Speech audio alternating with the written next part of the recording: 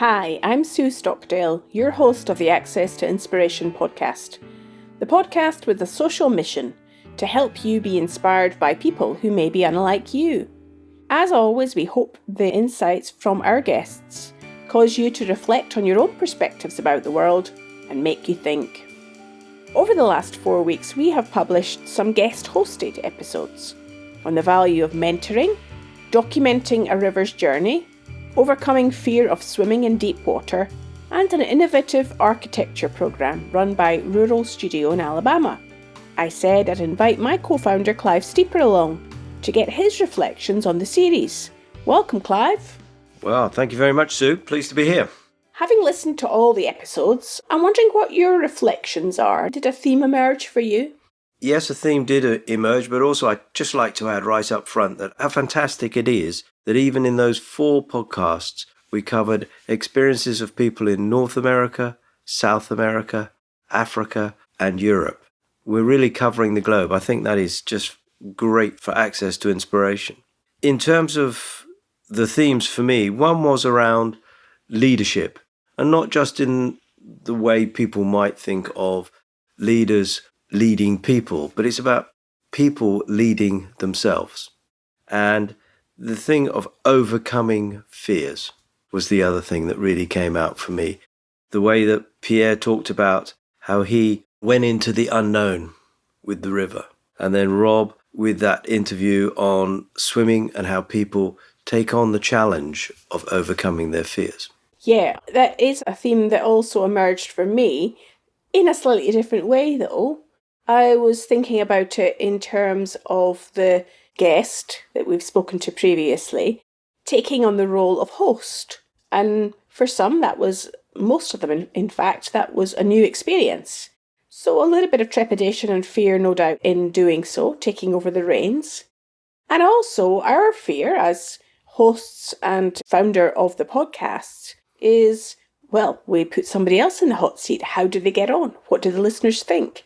So lots of unknowns all around, which is a good thing, I think, to push ourselves to be adaptable. Absolutely. Performance doesn't come from just standing still. So going into the unknown is, for me, a fundamental. And I think it was also heartening to see that maybe you'll be out of a job because there's other people who can do these podcasts so well. Absolutely. This is the whole point about the Access to Inspiration podcast, is that everyone can be inspirational. We're just providing the catalyst here to get these conversations to kick off. And curiosity was one of the things that I noticed that was a thread that many of the guests that were talking were following. We heard James Kissia talk about the curiosity about nature and growing things.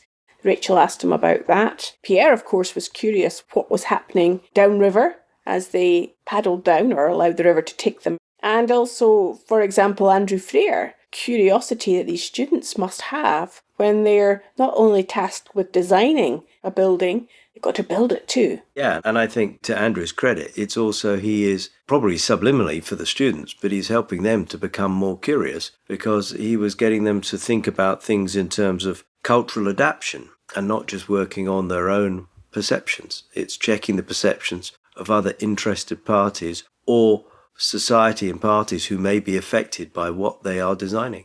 Well, that's certainly true. A need to understand the bigger system that any of the people are operating in, to be able to understand that not everyone views the world in the way that we do.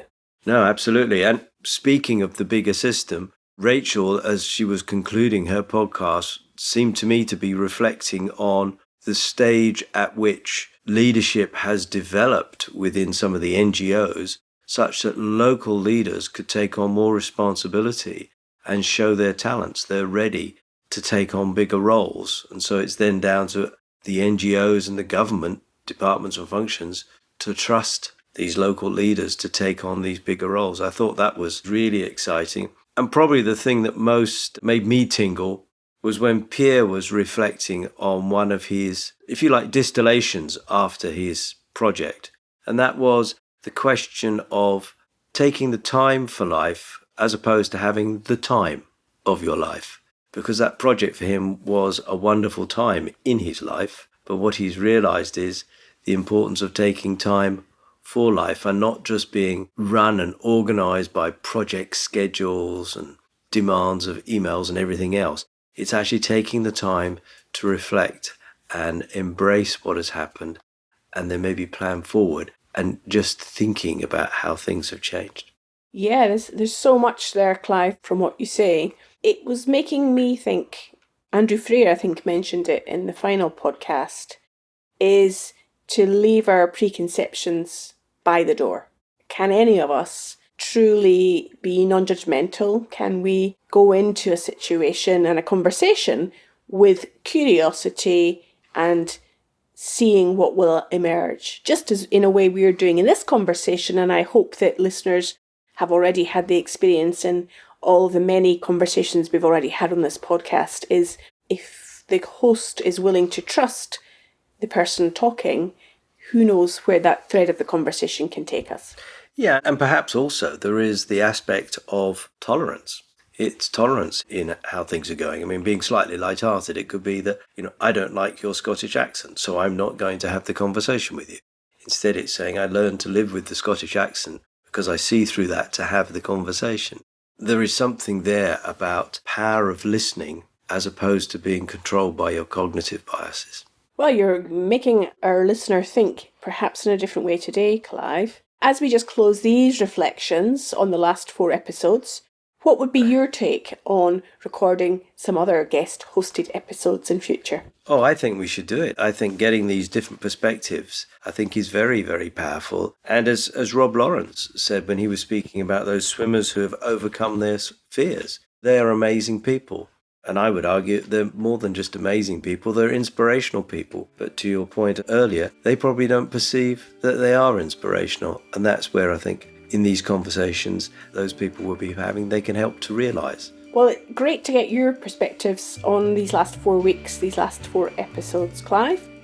Thanks also to our 4 guests, Rachel Wanjiku Kagami, Brendan Davis, Rob Lawrence and Josh Wasserman, who were our guest hosts. Remember, you can read transcriptions for all of the episodes on our website, accesstoinspiration.org, and keep in touch with us on social media. Just look for Access to Inspiration. We'll be back again in a few weeks with a new series, and I look forward to connecting with you then. Thanks, Clive, too. Thank you very much, Sue.